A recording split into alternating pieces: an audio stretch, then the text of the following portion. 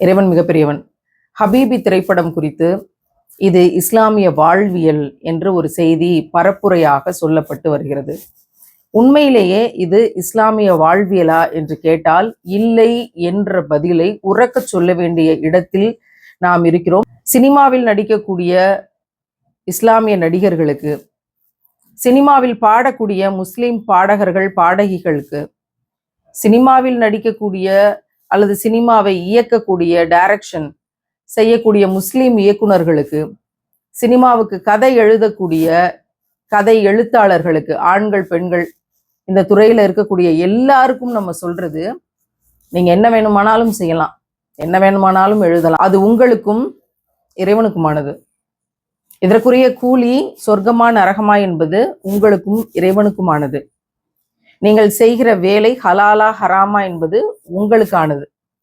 அதை பற்றி நாம் அவசியம் இல்லாமல் பேச வேண்டிய தேவையில்லை.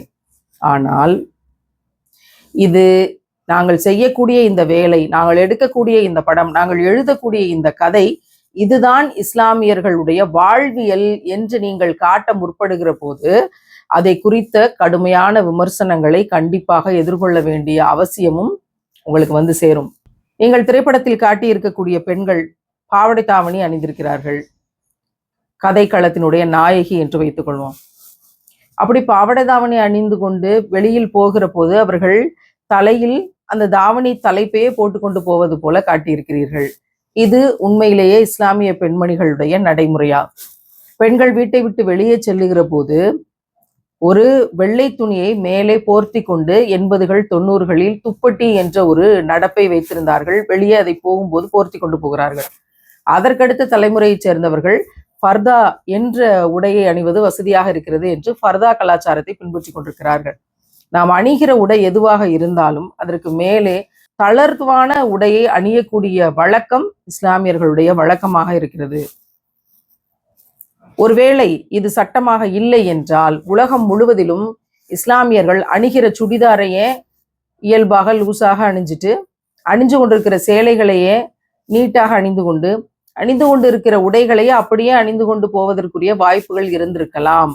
ஆனால் இஸ்லாத்தினுடைய நோக்கம் அதில் அடிபட்டு போகும். உடை குறித்து நபிகள் நாயகம் ஸல்லல்லாஹு அலைஹி வஸல்லம் அவர்கள் சொன்ன நோக்கம் அதில் அடிபட்டு போகும் என்ற காரணத்தினால் இந்த மேலே ஒரு தளர்வான துணியை போர்த்தி கொள்வது என்ற வழக்கத்தை நாம் பின்பற்றி கொண்டிருக்கிறோம். திருநெல்வேலி, கீழக்கரை, காயல்பட்டினம், தென்காசி, இது போல தென்கத்தி பக்கத்தினுடைய ஊர்களுக்கு இதுதான் வழக்கமாக இருக்கிறது என்று நாங்கள் பார்த்து ஆய்வு செய்திருக்கக்கூடிய விடயங்களாக இருக்கும் பொழுது, பாவடை தாவணியை போர்த்தி கொண்டு அரைத்தலைக்கு துணியை போட்டுக் கொள்கிற வழக்கம் இஸ்லாமிய வழக்கம் கிடையாது. முடி வெளியே தெரியாமல் உடையை அணிவது, அதுக்கு பேரு ஹிஜாப். இந்த படம் முழுக்க ஹிஜாபினை மிகச் சிறப்பாக உடைத்திருக்கிறார்கள். அவங்க வெளியிட்டிருக்கிற போஸ்டர்லையும் சரி, அவங்களுடைய படக்காட்சிகள்லையும் சரி. இதை இஸ்லாமிய வாழ்வியல் என்று நீங்கள் சொல்லுவதை எப்படி ஏற்க முடியும்? பெண்கள் தண்ணி எடுக்க குளத்துக்கு போறாங்க, தோழிகளோட போறாங்க வர்றாங்க. அப்படி போகிற போது வருகிற போது அவர்கள் தலையில் துணியே இல்லாமல் குளத்தங்கரையில் உட்கார்ந்து பேசக்கூடியது எப்படி இஸ்லாமிய வாழ்வியல் ஆகும்? அவர்கள் கழுத்து முழுக்க தெரியக்கூடிய காட்சிகள், பெண்கள் அவர்களுடைய உடல் தெரியாமல் முகத்தை தவிர, கைகளை தவிர அப்படி உடையணிவதுதான் இஸ்லாம் நமக்கு சொல்லிக் கொடுத்திருக்கக்கூடிய விஷயம். அப்படின்னா நெடுகிலும் பல இடங்களில் கழுத்து கைகள் எல்லாம் தெரிவதை போல உடையணிந்திருக்கக்கூடிய விடயங்கள் எப்படி இஸ்லாமிய வாழ்வியல் ஆகும்? அப்படி இஸ்லாமிய பெண்கள் வாழ்வது கிடையாது. பள்ளிக்கூடத்திற்குள் கூட நான் ஹிஜாப் அணிந்துதான் என்னுடைய வயதுக்கு வந்த பிள்ளையை அனுப்புவேன் என்று இதே ராமநாதபுரம் ஏர்வாடியில் ஒரு தாய் போராடி பள்ளிக்கூடத்திற்குள் தன்னுடைய மகளை ஹிஜாபோடு அனுப்பியிருக்கிறாள். அது மகளிர் பள்ளிக்கூடமாக இருந்தாலும் கூட வேலை செய்கிற சில கிளர்க்குகள் ஆண்களாக இருக்கிறார்கள் என்று அந்த தாய் காரணம் சொன்னது எத்தனை பேருக்கு தெரியும்னு தெரியல. இது இஸ்லாமியர்களுடைய வாழ்வியல். அந்த படத்துல ஒரு வகுப்பறை காட்சியை வைக்கிறார்கள். அந்த வகுப்பறையில் ஒரு இஸ்லாமிய ஆசிரியர் இருக்கிறார். கதை எழுதக்கூடியவர்கள் இவற்றையெல்லாம் யோசிக்கிறார்களா இல்லையா என்று தெரியவில்லை. ஆண் பிள்ளைகள் வருகிறார்கள் ஏதோ மன்னிப்பு கேட்பதற்காக, ஆண் மாணவர்கள். அதில் இருக்கிற ஒரு பெண் பிள்ளையும் இந்த ஆண் மாணவனும் காதல் செய்கிறார்கள். கண்ணும் பேசிக்கொள்வது, சிரிப்பது என்ற காட்சிகள் வடிவமைக்கப்படுகிறது. பள்ளிக்கூட வகுப்பறைகளை காதல் காட்சி எடுக்கக்கூடிய களங்களாக இது போல திரைப்படங்களும் காட்சிகளும் கதைகளும் இருக்கிற வரை இந்த சமூகம் உருப்படாது. அப்படி காட்சிகளை பதிவாக்குகிற கேமராக்கள் இருக்கிற வரைக்கும் இந்த சமுதாயம் உருப்படாது. வகுப்பறைகள் காதல் களங்கள் எடுக்கக்கூடிய காட்சி இடங்களா? இவற்றையெல்லாம் பொது விளக்காக கொடுத்து இவற்றுக்கு எதிராக தீர்ப்புகளை பெற்று ஒழுங்கமைவு செய்யக்கூடிய கடமை இந்த சமுதாயத்திற்கு இருக்கிறது. ஒரு முஸ்லீம் பிள்ளை வகுப்பறையில் ஹிஜாப் இல்லாமல் இருக்கிற போது ஆண் பிள்ளைகள் எவ்வளவு சர்வசாதாரணமாக பார்த்து கண்ணும் காதல் செய்யக்கூடிய எல்லா காட்சிகளையும் உங்களால் படமாக்க முடியும் என்றால் இது இஸ்லாமிய வாழ்வியல் கிடையாது. கடைசியில் அந்த ஆசிரியர் பேசும்போது அந்த மாணவர்கள் சென்ற பிறகு சொல்லுகிறார், பிள்ளைகளை பார்க்கறதுக்காக எப்படியெல்லாம் காரணத்தை சொல்லிக்கிட்டு வர்றானுங்க. ஆண் பிள்ளைகள் பெண் பிள்ளைகளை பார்ப்பதற்காக காரணம் சொல்லி கொண்டு வகுப்பறைக்கு பெண் பிள்ளைகளுடைய வகுப்பறை வரைக்கும் வருவது என்பது இஸ்லாமிய வாழ்வியல் கிடையாது. இங்கே ஆண் பிள்ளையாக இருந்தாலும் சரி பெண் பிள்ளையாக இருந்தாலும் சரி இஸ்லாம் சொல்லிக் கொடுக்கக்கூடிய விடயம் 2ஆம் முறை பார்வையை தாழ்த்தி கொள்ளுங்கள். நீங்கள் ஒரு ஆண் பிள்ளை யதார்த்தமாக முதல் பார்வை பார்க்கிறீர்கள் என்றால் அது முதல் பார்வை யதார்த்தமானது. 2ஆம் முறை திரும்பியும் பார்க்குறீங்க, 3ஆம் முறை பார்க்குறீங்க, 4ஆம் முறை சிரிக்கிறீங்க என்றால் அது உங்களுடைய பார்வை அல்ல, அது ஷைத்தானுடையது. அது உங்களை கெடுத்து விடும், வழிகெடுத்து விடும். எனவே 2ஆம் முறை பார்வையை தாழ்த்தி கொள்ளுங்கள் என்று சொல்லிக் கொடுப்பதுதான் இஸ்லாமிய வாழ்வியலை தவிர திரும்ப திரும்ப பார்க்கலாம், திரும்ப திரும்ப சிரிக்கலாம், திரும்ப திரும்ப பார்க்கறதுக்காக வீடு தேடி போகலாம், திரும்ப திரும்ப அந்த பெண்ணினுடைய கண்ணில் படுவதற்காக எல்லா இடத்திற்கும் செல்லலாம் என்று காதல் மயக்கத்தில் பெண் பிள்ளையை தேடி பின்னாடி செல்வது என்பது இஸ்லாத்தில் ஆகாது, ஹராம்.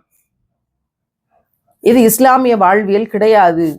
2ஆம் முறை பார்வையை தாழ்த்தி கொள்ளுங்கள் என்ற சட்டத்திற்கு புறம்பாக இந்த காதல் வயப்பட்டு எடுக்கக்கூடிய காட்சிகள் எப்படி இஸ்லாமிய வாழ்வியலாக இருக்க முடியும்? இஸ்லாமிய வாழ்வியலினுடைய மிக அடிப்படையான சட்டம் என்ன தெரியுமா? பிறருடைய வேடத்தில் நடிப்பது என்பது பொய்மை, மார்க்கத்திற்கு முரணான விடயம், பொய் நரகத்தின் வாசல் என்று நபிகள் நாயகம் ஸல்லல்லாஹு அலைஹி வஸல்லம் அவர்கள் மிக தெளிவாக எடுத்துரைச்சிருக்காங்க. பல இடங்கள் மிக கண்டிப்பாக எடுத்து சொல்லியிருக்காங்க. வேடத்தில் இங்கு இஸ்லாமியர்கள் போல எல்லோரும் நடித்திருக்கிறார்கள். அவர்களுக்கு இஸ்லாம் தெரியுமா, குரான் தெரியுமா, நபிகள் நாயகம் ஸல்லல்லாஹு அலைஹி வஸல்லம் அவர்களுடைய வாழ்வியல் தெரியுமா? அதெல்லாம் நமக்கு தெரியல. ஆனால் நடித்திருக்கிறார்கள், பொய்யாக வேடமேற்று நடித்திருக்கிறார்கள். அப்படி நடிக்கக்கூடிய விஷயங்கள் என்பது பொய்மையை ஏற்பது. பொய்மையை ஏற்பது என்பது இஸ்லாமிய வாழ்வியல் கிடையாது. பொய்மையை எப்படி இஸ்லாமிய வாழ்வியலாக நீங்கள் இந்த படம் இஸ்லாமிய வாழ்வியல் என்று சொல்ல முடியும்? படம் முழுக்க சவுண்ட் ட்ராக்ஸ் இருக்கு, பேக்ரவுண்ட் மியூசிக், படத்துல பாடல்கள் இருக்கு, காதல் பாடல்கள் இருக்கு. எப்படி இந்த படத்தை இஸ்லாமிய வாழ்வியல் என்று நீங்கள் சொல்ல முடியும்? நபிகள் நாயகம் ஸல்லல்லாஹு அலைஹி வஸல்லம் அவர்கள் சொன்னார்கள், என்னுடைய சமுதாயத்தில் விபச்சாரம், பட்டு, மதுபானம் மற்றும் இசைக்கருவிகள் இவை எல்லாமே சட்டப்பூர்வமானவை என்று கருதும் ஒரு சாரார் தோன்றுவார்கள் என்று எச்சரித்தார்கள். புகாரியில இருக்கு, 5590 ஹதீத் நம்பர். குரலை ஏஐல கொண்டு வந்திருக்கோம். இல்லாத ஒன்றை கொண்டு வருவது ஏஐல கொண்டு வந்திருக்கோம். அந்த குரலை சிறப்பா கேளுங்க. காதல் பாடல்கள், எப்படி இதை நாம் இஸ்லாமிய வாழ்வியல் என்று சொல்ல முடியும்? இஸ்லாமிய வாழ்வியல் கொண்ட இந்த படத்திற்கு அரசியல் கட்சியினர்கள், அரசியல் கட்சி தலைவர்கள், அமைப்பு தலைவர்கள், இயக்கத்தின் தலைவர்கள் இவர்களெல்லாம் பாராட்டி வாழ்த்து செய்தியை தெரிவித்திருக்கிறார்கள். லிப்ஸ்டிக் போட்டுக்கொண்டு, டிசைனர் ஃபர்தா போட்டுக்கொண்டு, பேருக்கு ஹிஜாபை தலையில் சுற்றி கொண்டு, ஊர் ஊராக சினிமா மெட்டுக்கள்ல அல்லாஹ் ரசூலை பாடுறேன் என்று பாட்டு கச்சேரி கூத்துக்களை ஆண்களும் பெண்களுமாக சேர்ந்து ஹராம் என்று சொல்லக்கூடிய இந்த வேலையை செய்து கொண்டிருக்கிறவர்களும் இந்த படத்துல பார்த்துட்டு படம் பிரமாதமாக இருக்கு அப்படின்னு செலிபிரிட்டியாக வாழ்த்துரை சொல்றாங்க. இன்னொரு பக்கம் நான் இஸ்லாத்துக்கு வருகிற போது இந்த சபரிமாலாவை நம்பாதீர்கள் என்று சொன்னவர்கள், முற்போக்கு பேசியவர்கள், இந்த ஊர்ல முடுக்குகள் என்ற கலாச்சாரம் இருக்கா, பெண்களுக்கு மட்டும் ஒரு பாதை, அந்த ஊரை இழுத்து மூடுங்கள், 2021 இப்படி ஒரு பிற்போக்கான ஒரு ஊர் இருக்குன்னா அந்த ஊரையே இழுத்து மூடுங்கள் என்று முட்டாள்தனமாக பேசிய பல முற்போக்குவாதிகளும் இந்த படம் மிக அருமையாக இருக்கிறது என்று கருத்து சொல்கிறார்கள். இஸ்லாத்துக்கு வக்காலத்து வாங்கி கொண்டு வருகிறார்கள். அதே சகோதரி தான் பர்தா அணிவது என்பது அடிமைத்தனம், இன்னும் அவங்க அதுல இருந்தெல்லாம் வெளியே வரல, கொஞ்சம் கொஞ்சமா வெளியே வந்துகிட்டு தான் இருக்காங்க, சீக்கிரம் வந்துருவாங்க என்று பேசிய அவர்கள் இன்றைக்கு இது இஸ்லாமிய வாழ்வியல், மிக சிறப்பாக இருக்கு இந்த படம், இது மாதிரி படம் நிறைய வரணும்னு சொல்றாங்கன்னா எங்களுக்கு இது எப்படி இதை ஜட்ஜ் பண்றதுனே தெரியல. இந்த பக்கம் இந்த மாதிரியான பெண்கள், இந்த பக்கம் அமைப்பு தலைவர்கள், இயக்கத்தின் தலைவர்கள், இவர்கள் எல்லாருமே இதை இஸ்லாமிய வாழ்வியல் அப்படின்னு இதை ப்ரமோட் பண்றாங்க அப்படின்னா, இதுக்கு வாழ்த்து சொல்றாங்க அப்படின்னா, இது உண்மையிலேயே இஸ்லாமிய வாழ்வியலா என்பதற்கு எங்களுக்கு மார்க்க அறிஞர்கள், உலமாக்கள் இதற்கான விளக்கத்தை சொல்லுங்களேன். நாங்க இன்னும் மார்க்கத்தை பெருசா படிக்கல, நாங்கெல்லாம் இஸ்லாத்துக்கு புதிதாக வந்தவர்கள், எங்களுக்கு இதை பற்றி அறிவு கிடையாது. எங்களுடைய சிற்றறிவை கொண்டு நாங்கள் படித்த புகாரியில ரசூல்லா என்ன சொல்லியிருக்காங்க, நாங்கள் படித்த இப்னு கசீர் தப்சீர்ல இது குறித்த விளக்கங்கள் எங்கேயாவது இருக்குதா, இப்படி தேடி தொலாவி நாங்கள் அதை பின்பற்றணும் அப்படின்ற விஷயத்த நாங்க பார்த்துக்கிட்டு இருக்கோம். அவ்வளவுதான் எங்களுக்கான அறிவு. மற்றபடி இஸ்லாம் என்கிற கடலில் முத்தெடுத்தவர்கள் எவ்வளவு பேர் இருக்கிறீங்க, எல்லாரும் சேர்ந்து சொல்லுங்க, இது சரிதானா, இதுதான் இஸ்லாமிய வாழ்வியலா என்று கண்டிப்பாக சொல்லணும். இது ஹலால் தானா? ஒரு ஆணும் பெண்ணும், முஸ்லிம் ஆணும் பெண்ணும் நடிக்கலாமா? முஸ்லிம் ஆணும் பெண்ணும் பாடல்கள் இசையோடு பாடலாமா? முஸ்லிம் ஆணும் பெண்ணும் நடனமாடலாமா என்பதற்கு முஃப்திகள் கொடுத்திருக்கக்கூடிய, உலகம் முழுவதும் இருக்கக்கூடிய பிரபலமான முஃப்திகள் கொடுத்திருக்கிறார்கள், இதெல்லாம் ஹராம், waste of time and also ஹராம் அப்படின்ற தகவல்கள் பார்க்கிறோம். இருக்கக்கூடிய முஃப்திகள் சொல்லுங்க, இப்ப இதெல்லாம் ஹலாலா ஹராமா, இறைவன் தடுத்திருக்கிறானா, இல்லை இதையெல்லாம் எல்லாரும் போய் பார்க்கலாமா? ஏன்னா நிறைய கமெண்ட்ஸ்ல போட்டிருக்கக்கூடிய விஷயங்கள் என்ன அப்படின்னா, அடா நம்ம ஊர் கதை, எங்களோட ஊரு, எங்களுடைய 80களில் 90களில் நாங்க இப்படிதானப்பா வாழ்ந்தோம், எங்க ஊரை மறுபடியும் பார்த்த மாதிரி இருக்கு, நாங்க சின்ன வயசுல வாழ்ந்த வாழ்க்கையை திரும்பி பார்த்த மாதிரி இருக்கு அப்படின்னு இஸ்லாமிய வாழ்வியல் நாங்க இப்படித்தான் வாழ்ந்தோம்னு நிறைய பேரு விட்னஸ் பண்றாங்க அப்படின்னா, ஒருவேளை இதுதான் இஸ்லாமோ, நமக்கு தான் தெரியலையோ அப்படின்னு நாங்கள்லாம் பரிதவிக்கக்கூடிய நிலைமையில இருக்கிறதுனால இந்த படத்துல காட்டக்கூடிய விஷயங்கள் தான் இஸ்லாமிய வாழ்வியலா, குறிப்பாக பெண்கள் சார்ந்து ஒரு பெண்ணாக இருக்கிற காரணத்தினால நாங்க கேட்கிறோம். அரை தலைக்கு துணி போட்டுக்கொண்டு, கழுத்து வெளியே தெரிகிற மாதிரி, கைகள் தெரிகிற மாதிரி, கண்ணும் கண்ணும் பலமுறை பார்த்து காதல் செய்வதை போல கடிதம் எழுதி காதல் செய்யக்கூடிய இந்த விஷயங்கள் தான் இஸ்லாமிய வாழ்வியலா? தாய் தகப்பனுக்கு தெரியாமல் காதலித்து கடிதம் எழுதி சமயம் வருகிற போதெல்லாம் ஒரு பெண் பிள்ளையை போய் ஒரு ஆண் பிள்ளை பார்த்து காதலை வெளிப்படுத்திடலாம் அப்படிங்கிற விஷயங்கள் தான் இஸ்லாமிய வாழ்வியலா? இந்த தோட்டத்துல நபிகள் நாயகம் ஸல்லல்லாஹு அலைஹி வஸல்லம் அவர்களை பற்றி ஏதோ ஓத போறாங்க, அந்த இடத்துக்கு நம்ம போய் காதலை சொல்லிடலாம் அப்படிங்கிற மாதிரியான ஒரு வசனங்கள் காதுல விழுகுது. உயிரினும் மேலாக நேசிக்கும் முத்தம் நபிகள் நாயகம் ஸல்லல்லாஹு அலைஹி வஸல்லம் அவர்களை பற்றி, அவர்களை போற்றி ஒரு இடத்துல ஒரு கூட்டம், அங்க போய் அவ வருவா, அவளை பார்த்து காதலை சொல்லிடலாம்னு போகிற அளவுக்கு தான் இங்க நபிகளாரின் மீது பற்று வைத்திருப்பதாக, இதுதான் இஸ்லாமிய வாழ்வியல் என்று நம்ம அடுத்த தலைமுறை பிள்ளைகளுக்கு சொல்லி கொடுக்கணுமா? அதையும் எங்களுக்கு நீங்க சொல்லுங்களேன். இதுதான் இஸ்லாமிய வாழ்வியலா? இப்ப வகுப்புக்கு போகக்கூடிய பிள்ளைகளுக்கு நீங்க போய் பெண் பிள்ளைகளை அவங்க வகுப்புல போய் பார்க்கலாம், அவங்கள பார்க்கறதுக்காகவே நீங்க ஏதாவது வாய்ப்பை உருவாக்கி கொண்டு போகலாம் என்று நாங்கள் சொல்லி கொடுத்து அனுப்பணுமா? இதுதான் இஸ்லாமிய வாழ்வியலா?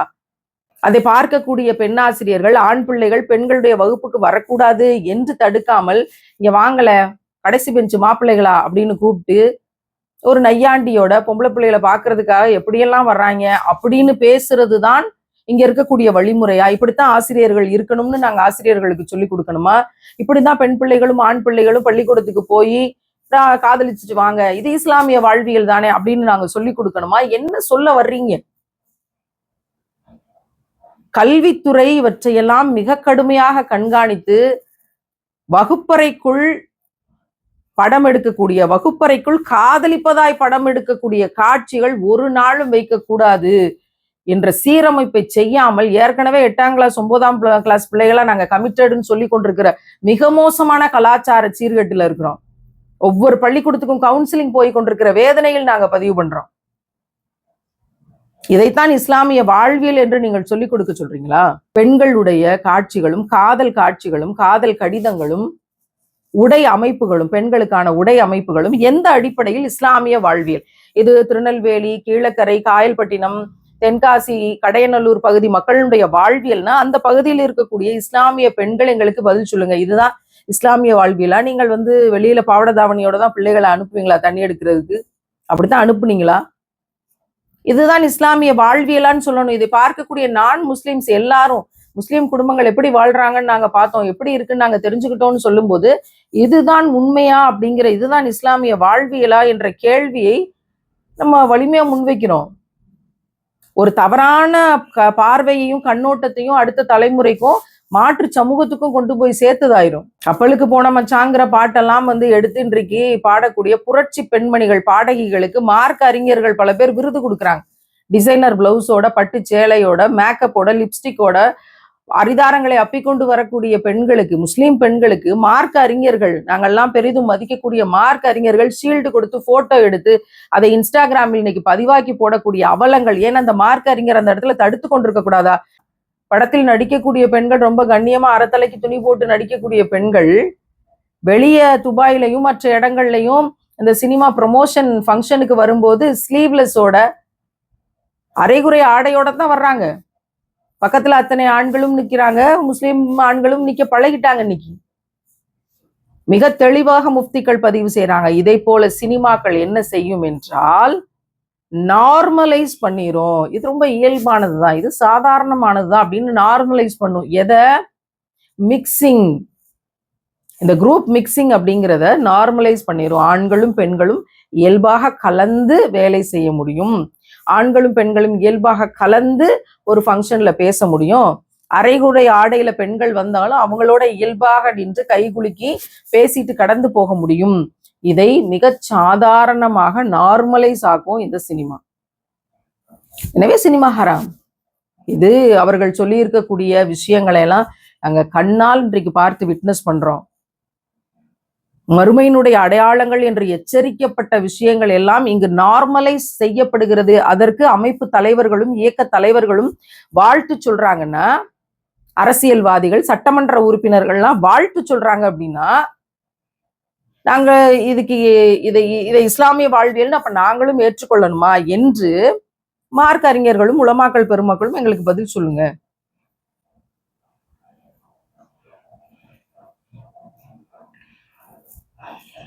இல்லைன்னா ஒரு சட்டத்தை கொண்டு வாங்க. ரசூல்லா காலத்துல இருந்து 1000 வருஷத்துக்கு வரைக்கும் ரசூல்லா சொன்ன ரூல்ஸ் எல்லாம் செல்லுபடி ஆகும். 1000 வருஷத்தை தாண்டிட்டோம், கேமரா கண்டுபிடிச்சிட்டோம், சினிமாவை கண்டுபிடிச்சிட்டோம், அரை குறை நாகரீக உடைகளை கண்டுபிடிச்சிட்டோம். அதுக்கப்புறம் நமக்கு ரொம்ப அறிவு வளர்ந்துருச்சு, நிறைய புத்தகங்கள் எழுதுறோம், நம்ம பெரிய எழுத்தாளர்களாக இருக்கிறோம். நம்ம இப்ப இந்த காலகட்டத்தில இருந்து இந்த 500 வருஷத்துக்கு வரைக்கும் இந்த மாதிரியான இஸ்லாமிய சட்டங்களை வச்சுக்கிருவோம். இதுதான் இஸ்லாமிய வாழ்வியல். அடுத்த 500 வருஷத்துக்கு அடுத்து வர்றவங்க இஸ்லாமிய வாழ்வியல் என்று கட்டமைச்சு கொள்வாங்க. அப்படிங்கிற ஒரு நெறிமுறையை எல்லாரும் சேர்ந்து தந்துட்டோம்னா ஃபாலோ பண்ற எல்லாருக்கும் ஈஸியா இருக்கும். எங்களை மாதிரி இஸ்லாத்தின் பால் ஈர்க்கப்பட்டு நபிகள் நாயகம் ஸல்லல்லாஹு அலைஹி வஸல்லம் அவர்களுடைய வாழ்க்கையை படிச்சு, சஹாபிய பெண்மணிகளுடைய வாழ்க்கையை படிச்சு இஸ்லாத்தின் பால் ஈர்க்கப்பட்டு கொஞ்சம் கொஞ்சமா இஸ்லாத்துக்குள்ள வந்து மிகப்பெரிய போராட்டங்கள், வலி வேதனைகளை தாண்டி இன்னைக்கு இஸ்லாத்தை படிச்சு கொண்டிருக்கிற, அதன்படி எப்படியாவது வாழணும்னு மெனக்கெட்டு ஆசைப்படுற எங்களுக்கு ஒரு பெரிய வழிகாட்டுதல் கிடைக்கும்ல. எவ்வளவு டெக்னாலஜி வளர்ந்தாலும், எவ்வளவு அறிவியல் வளர்ந்தாலும், முற்போக்கு என்று எவ்வளவு நீங்கள் பேசினாலும், கியாமத் நாள் வரைக்கும் நபிகள் நாயகம் ஸல்லல்லாஹு அலைஹி வஸல்லம் அவர்கள் எந்த வாழ்க்கையை சொன்னார்களோ அந்த வாழ்க்கையை எந்த சமரசமும் இல்லாமல் ஏற்றுக்கொண்டு அதன்படி நடந்தால் மட்டும்தான் சொர்க்கத்தை அடைய முடியும். மற்ற அனைவருக்கும் நஷ்டம்தான் என்று சொல்லக்கூடிய இன்று நபிகளார் சொன்ன சத்தியத்தை நம்பி நாங்கள் இன்றைக்கு இந்த காணொளியை பதிவு செய்கிறோம். என்னடா எல்லாரும் இந்த பாலத்துல ஒரு பக்கம் போறாங்களே, அரசியல்வாதிகள், கட்சி தலைவர்கள், அமைப்பு தலைவர்கள், இயக்க தலைவர்கள், நாங்க பெரிதும் பார்த்து வியந்து அவங்களோட புத்தகங்களை எல்லாம் படித்து எங்களுடைய வழிமுறையை நாங்கள் மாற்றி கொண்டோம். அவங்க எல்லாமே இந்த படத்துக்கு வாழ்த்து சொல்லிட்டு போறாங்களே, இதுதான் இஸ்லாமிய வாழ்வியல், இஸ்லாமிய வாழ்க்கையை எடுத்ததற்காகவே நாங்கள் இதை பாராட்டுகிறோம்னு சொல்றாங்களே.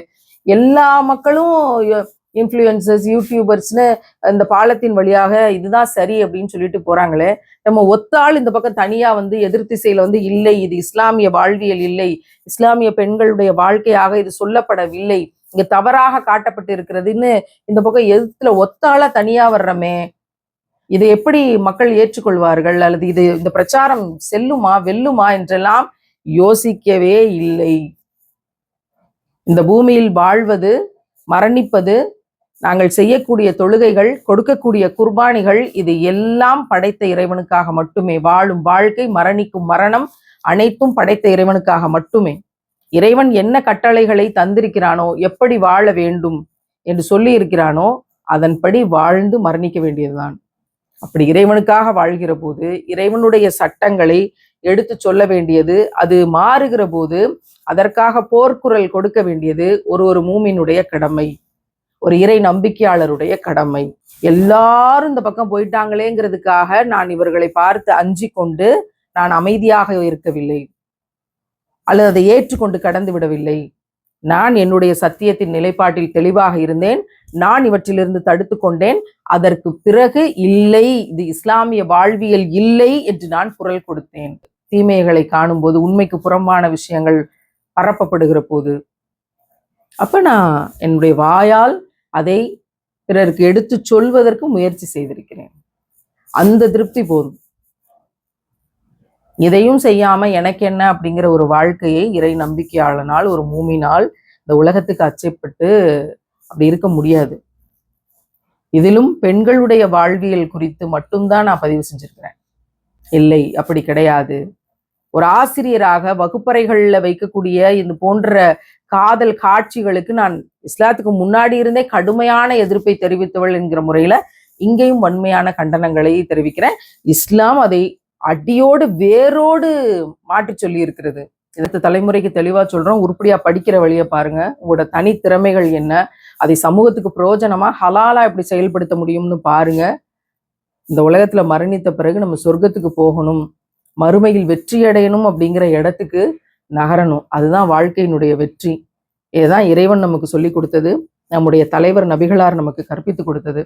அதன் வழியில சமரசம் இல்லாமல், சமரசம் என்ற பெயரில் செயல்பட்டு பல பேர் சமரசம் செய்து கொண்டு இந்த உலகத்துல இருக்கலாம். ஆனால் நாங்களும் சமரசத்தை தொடர்ந்து படித்திருக்கிறோம், அதிலிருந்து பல படிப்பினைகளை பெற்றிருக்கிறோம் என்ற முறையில் என்ன நடந்தாலும் சரி சமரசம் செய்து கொள்ளாத இஸ்லாத்தை பின்பற்றி, இதுதான் சத்தியம்னா அதான் சத்தியம். எல்லாரும் அசத்தியத்தை பின்பற்றுறாங்கன்றதுக்காண்டி நம்ம அமைதியா இருக்கவும் முடியாது, அசத்தியத்தின் பாதையில போகவும் முடியாது. ஹலால் மீன்ஸ் ஹலால், ஹராம் மீன்ஸ் ஹராம்.